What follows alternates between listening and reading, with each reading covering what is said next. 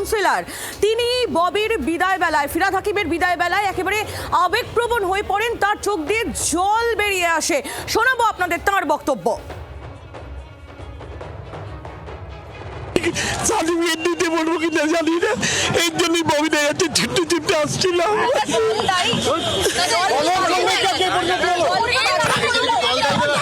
না না, দল কেন হবে? দেখছেন না মেয়রের হাতে কোনো ক্ষমতা নেই। অ্যাডমিনিস্ট্রেটর যিনি এখন কমিশনার হয়েছেন তিনি সব করছেন, একটা ফাইল ছাড়তে পারছেন না, কোনো ফাইল পাঠাচ্ছে না মেয়রের কাছে, কোনো কিছু নেই। মেয়র থাকার কি মানে আছে? তার জন্য ঠিকই করেছে। কাউন্সিলরের বক্তব্য আপনাদের সামনে আমরা তুলে ধরছিলাম। চৌঠা মের পর মমতা বন্দ্যোপাধ্যায়ের একটা বড় ধাক্কা। আজ কলকাতার মেয়র পদে ইস্তফা ফিরহাদ হাকিমের। বিদায় বলায় মেয়র হিসেবে স্মৃতিচারণ ববির। চেয়ারে নিধিরাম সর্দার হয়ে বসে থেকে কোনো লাভ নেই। স্বচ্ছভাবে পুরসভা চালানো সম্ভব হচ্ছে না। নেত্রীকে বলেছিলাম সসম্মানে পদ ছাড়তে চাই, তাতে সম্মতি দিয়েছেন মমতা বন্দ্যোপাধ্যায়। আমরা এই মুহূর্তে এই বিষয় নিয়ে একটু কথা বলবো। আমাদের সঙ্গে রাজনৈতিক বিশ্লেষক কাজী মাসুম আক্তার রয়েছেন। মাসুম সাহেব, এই মুহূর্তে মমতা বন্দ্যোপাধ্যায়ের যে বিপদ, মমতা বন্দ্যোপাধ্যায়ের যে সমস্যা, সেটা কি আরো খানিকটা বাড়লো? ছোট লাল বাড়িও এবার হাতছাড়া হয়ে গেল। সমস্যা অনেক বাড়বে, সমস্যা বাড়ার শুরু হয়েছে। এর শেষ কোথায় বাংলার জনগণ দেখবে। আমি পরিষ্কার করে বলছি, আমি শুনতে পাচ্ছিলাম ববি হাকিম বলছেন যে আমি এই চেয়ারের মর্যাদা দিতে পারছি না। যে চেয়ারে নেতাজি সুভাষচন্দ্র বসু বসেছিলেন, যে চেয়ারে চিত্তরঞ্জন দাস বসেছিলেন, আমি নাকি সেই চেয়ারের মর্যাদা দিতে পারছি না। কবে থেকে? এই 1 মাস আগে বিজেপি সরকার পশ্চিমবঙ্গে আসার পর থেকে। তার আগে উনি নিশ্চয়ই চেয়ারের মর্যাদা দিতে পেরেছিলেন। তার আগে তিনি নিশ্চয়ই এই কারণেই মর্যাদা রক্ষার জন্য চেয়ারটাকে সুরক্ষিত করেছিলেন। আমি বলি, উনি বলছেন ঢোল নেই তরোয়াল নেই, নিধিরাম সর্দার। আপনাকে দীর্ঘদিন ধরে ঢোলও দেওয়া হয়েছিল, তরোয়ালও দেওয়া হয়েছিল। আপনি করেছেন কি? আপনার যারা কাউন্সিলর তাদের মাধ্যমে কলকাতার সমস্ত পুকুর, ডোবা, রাস্তাঘাট, যত ধরনের অবৈধতা তাকে শিরোধার্য করেছেন। আপনি না থাকলে জাভেদ খানের ছেলের 90টা প্রপার্টি হতো না। চারিদিকে যত ধরনের পাপ অন্যায় আপনার দ্বারা সংগঠিত হয়েছে। আপনার জন্য যারা কাঁদছে তারা আসলে আপনার মধু খেয়ে, এখন আপনি নেই, তারা কি করে নিজেরা বাঁচবে তাদের করাপশন থেকে? এর জন্য মূলত কাঁদছে। এই যে ডিম ছোড়া হচ্ছে, ডিম, আপনার আর বিশেষ নিরাপত্তা রইল না ববিদা, আর বিশেষ নিরাপত্তা রইল না। ওই ডিমগুলো আপনার দিকে ছুড়ে। মাসুম সাহেব একটু আমাদের সঙ্গে থাকবেন। ফিরহাদ হাকিম তার রেজিগনেশন লেটার এই মুহূর্তে আমাদের হাতে এসে পৌঁছেছে, জি 24 ঘন্টার হাতে। সেই রেজিগনেশন লেটারের ছবি তুলে ধরবো আপনাদের সামনে। ফিরহাদ হাকিম তিনি তার যে ইস্তফাপত্র, সেই ইস্তফাপত্র একেবারে এক্সক্লুসিভলি জি 24 ঘন্টার হাতে এসে পৌঁছেছে। সেই ছবি তুলে ধরছি আপনাদের সামনে। চৌঠা মের পর মমতা বন্দ্যোপাধ্যায়ের আরো বড় একটি ধাক্কা। এই মুহূর্তে ফিরহাদ হাকিম তিনি মহানাগরিকের পদ ছাড়লেন এবং তিনি রেজিগনেশন ইতিমধ্যেই দিয়ে দিয়েছেন। সেই রেজিগনেশন লেটার, তার ইস্তফাপত্র, সেই ইস্তফাপত্রের ছবি আপনাদের সামনে আমরা তুলে ধরছি একেবারে এক্সক্লুসিভলি জি 24 ঘন্টার পর্দায়। সেই রেজিগনেশন লেটার, ইস্তফাপত্রের ছবি আপনারা দেখতে পাচ্ছেন। স্বচ্ছভাবে পুরসভা চালানো সম্ভব হচ্ছে না, ঢাল নেই তরোয়াল নেই, নিধিরাম সর্দার হিসেবে বসে থেকে কোনো লাভ নেই, তাই সসম্মানে পদে ছাড়তে চাই, এমনই বক্তব্য ফিরহাদ হাকিমের ছিল। তিনি নেত্রীকে জানিয়েছিলেন, অর্থাৎ মমতা বন্দ্যোপাধ্যায়কে তিনি জানিয়েছিলেন এবং মমতা বন্দ্যোপাধ্যায় তিনি সম্মতি দিয়েছেন। সেই সম্মতি নিয়েই আজ ইস্তফা দিলেন ফিরহাদ হাকিম। বিদায় বেলায় ববির আরো বক্তব্য আমরা পেয়েছি, শোনাবো আপনাদের।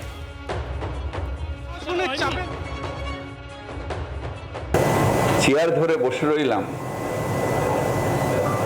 ঢাল নেই তলোয়ার নেই, নিধিরাম সর্দার। সেই মানুষগুলো যারা হয়তো আমার থেকেও বেশি দাপুটে ওই মেয়রের চেয়ার চালিয়ে গেছেন, তাদের প্রতি অসম্মান হবে।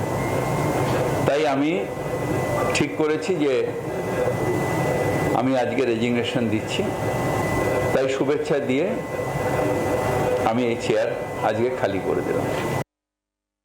আমি যে কাজটা এই চেয়ারে বসে করছিলাম, যে কাজটা ইতিহাসে শুনেছিলাম, আমার যারা প্রাতঃস্মরণীয় ব্যক্তি, যাদের আজকেও বেরোনোর আগে আমি মাথা থেকে নমস্কার করে বেরোব, তারা যেভাবে কাজটা করেছিলেন, হয়তো সেই মর্যাদা সেই চেয়ারে আমি এখন রাখতে পারছিলাম না। ফিরহাদ হাকিমের বক্তব্য আপনারা শুনছিলেন। কাজী মাসুম আক্তার তিনি আমাদের সঙ্গেই রয়েছেন, রাজনৈতিক বিশেষজ্ঞ। মাসুম সাহেব, আপনিও শুনলেন এই যে ফিরহাদ হাকিম তিনি ছোট লালবাড়ি ছেড়ে দিলেন, তিনি এখনো বিধায়ক রয়েছেন, তিনি এখনো কাউন্সিলর রয়েছেন, তার রাজনৈতিক ভবিষ্যৎ কোন পথে চালিত হতে পারে কি মনে করছেন? শূন্যতার পথে চালিত হতে পারে। আমি ওনাকে খুব প্রোটেক্টেড ওয়েতে চলতে বলছি, ওনার নিরাপত্তা বিঘ্নিত হতে পারে। ওনাকে বলি উনি আবার মেটিয়ার বস থেকে মাসুম সাহেব একটু আমাদের সঙ্গে থাকুন। আমরা এই মুহূর্তে যোগাযোগ করেছি বেলেঘাটা তৃণমূল বিধায়ক কুণাল ঘোষ এই মুহূর্তে রয়েছেন আমাদের সঙ্গে টেলিফোন লাইনে। কুণাল বাবু, ফিরহাদ হাকিম তিনি ইস্তফা দিয়ে দিলেন ইতিমধ্যেই, ছোট লালবাড়ির ভবিষ্যৎ কোন দিকে চালিত হবে? কোন দিকে চালিত হবে সেটা বলার আমি কেউ নই, কিন্তু ঘটনা হচ্ছে ফিরহাদ হাকিম তিনি মাননীয় মেয়র, তিনি দলনেত্রীর কাছে বারবার এইবারের ভোটের ফল বেরোনোর পর থেকে তিনি অনুরোধ করছিলেন যে তাকে ইস্তফা দিতে দেওয়া হোক, কারণ কার্যত ডিফাঙ্ক্ট হয়ে গেছে, সরকার আমলা বা কমিশনার তাদের দিয়ে চালাচ্ছেন এবং তিনি একটা সম্মানজনকভাবে নিষ্কৃতি চান, তো অব্যাহতি চান। তো সেই কারণে বারবার বলছিলেন, শেষ পর্যন্ত মাননীয় দলনেত্রী মমতা বন্দ্যোপাধ্যায় তাকে যেহেতু ডিফাঙ্ক্ট হয়ে গেছে, মানে কাজ করতে দেয়া হচ্ছে না মেয়রকে, এবং মেয়র যেহেতু একটা সম্মানজনক অব্যাহতি চাইছেন, সেই গ্রাউন্ডে তিনি মমতা বন্দ্যোপাধ্যায় তাকে ইস্তফার অনুমতি দিয়েছিলেন। তারপর তো শুনলাম আজকে উনি ইস্তফা দিয়েছেন। ফিরহাদ হাকিম তিনি কি মমতা বন্দ্যোপাধ্যায়ের হাত ছাড়তে চলেছেন, সে বিষয়ে কি বলবেন? দেখুন, আমি মমতাদির হাতও নই এবং ফিরহাদ হাকিমও নই, ফলে কে কোনটা ধরে রাখবেন আর কে কোনটা ছাড়বেন সেটা আমার পক্ষে বলা খুবই কঠিন। ফিরহাদ হাকিম মমতা বন্দ্যোপাধ্যায়ের দীর্ঘদিনের অনুগামী ছিলেন, কাউন্সিলর। কয়েকদিন আগে যখন ঋতুব্রত বন্দ্যোপাধ্যায় যেদিনকে বিধানসভায় গিয়েছিলেন কুণাল বাবু, সেদিনকে আমরা দেখেছিলাম ফিরহাদ হাকিম মমতা বন্দ্যোপাধ্যায় ধর্ণা ছেড়ে বিধানসভায় গিয়েছিলেন। হ্যাঁ, তো গেছিলাম, সেই জন্যই বলছি ফিরহাদ হাকিম আমাদের দলের মমতা বন্দ্যোপাধ্যায়ের অনুগামী, কাউন্সিলর থেকে আরম্ভ করে এমআইসি থেকে আরম্ভ করে মন্ত্রী থেকে মেয়র, বিভিন্ন দায়িত্বে তিনি ছিলেন। তিনি আজ মেয়র থেকে অব্যাহতি নিয়েছেন। এবার আমি যেটুকু জানি, ফিরহাদ হাকিম মমতা বন্দ্যোপাধ্যায়ের দীর্ঘদিনের অনুগামী, কার্যত পাড়ার ছেলে, একটু এদিক ওদিক, মানে কাছাকাছি দক্ষিণ কলকাতার, এবং মমতাদিও তাকে খুব স্নেহ করেন। কিন্তু তারপর কে কার সঙ্গে থাকবেন, কে কার সঙ্গে থাকবেন না, এটা বলার আমি কেউ নই। কুণাল বাবু, অনেক ধন্যবাদ আমাদের সঙ্গে কথা বলার জন্য। তৃণমূল কংগ্রেস নেতা বেলেঘাটার বিধায়ক কুণাল ঘোষ তিনি ছিলেন আমাদের সঙ্গে টেলিফোন লাইনে। কাজী মাসুম সাহেব আমাদের সঙ্গে রয়েছেন। মাসুম সাহেব, কুণাল বাবুর বক্তব্য আপনি শুনলেন। পুরো বোর্ড যদি ভেঙে যায় তাহলে এরপর বন্দ্যোপাধ্যায়ের হাত তো আরো দুর্বল হচ্ছে, তাই নয় কি? আমরা চন্দননগরে সেটা দেখলাম, আমরা বিধাননগরে দেখলাম, এবার কলকাতা পুরো বোর্ডও। আমি কুণাল বাবুকে একটু সংশোধন করে দিই, উনি শুধু পাড়ার ছেলে নন, উনি হচ্ছেন মমতা ব্যানার্জির পরিবারের ছেলে। এটা একটু ক্লিয়ার হতে হবে, এটা অসম্পূর্ণ থেকে যাচ্ছে কথাটা। নাম্বার 1। নাম্বার 2, আমি একটা কথা পরিষ্কার করে বলছি, মমতা ব্যানার্জিকে অসম্মান করা, তার প্রতি বিশ্বাসঘাতকতা করা, তার প্রতি অ্যাসান পরামর্শ হওয়ার ক্ষেত্রে দুটো লোকের খুব গুরুত্বপূর্ণ ভূমিকা থাকবে এরপরে নিজেকে বাঁচানোর জন্য। একটা জাভেদ আহমেদ খান, আমার মোল্লা ভাই, আর একটা হচ্ছে ববি হাকিম, আমার অর্ধেক মোল্লা ভাই। এই দুটো ভাইয়ের বিরাট ভূমিকা থাকবে। ইতিমধ্যে বিশ্বাসঘাতকতার পর্ব শুরু করে দিয়েছে, ইতিমধ্যে ঋতুব্রতর সাথে আলোচনা শুরু করে দিয়েছে। ওনার দিদির পারমিশনের কোনো প্রয়োজনই ছিল না, পুরোটাই অভিনয়। আমি পরিষ্কার করে ওনাকে বলছি, আপনি এখন বলছেন সম্মানজনক ইস্তফা। আপনি তো একসময় বলেছিলেন কলকাতায় যদি কোনো পুকুর বোঝানো হয়, জলাভূমি বোঝানো হয়, আর আমার কাছে যদি কোনো খবর আসে, আমি যদি তা প্রতিহত করতে না পারি রিজাইন দেবো।